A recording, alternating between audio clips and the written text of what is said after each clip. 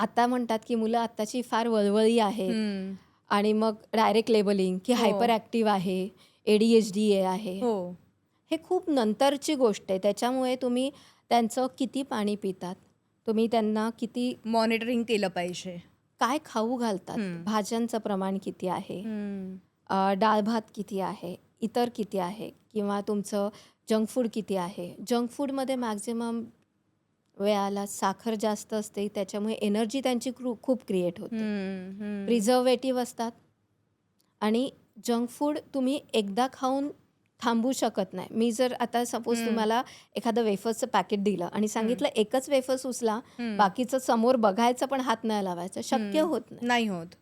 आणि म्हणजे मग आपल्या सारख्यांचं पण तसंच होतं. हो. आणि मग बरोबर ते आहे. मुलं रडारड का करतात तेव्हा, हम्म. कारण त्यांना ते नाही आता नाही खायचं. हम्म. पण तेच तुम्ही प्रॉपरली त्यांचं खाणं जर मेंटेन हम्म. केलं तर मग त्यांची शांतते राहणं, हम्म. आनंदी राहणं हेही त्याच्याशी रिलेटेड आहे. म्हणजे good food is equal to good mood.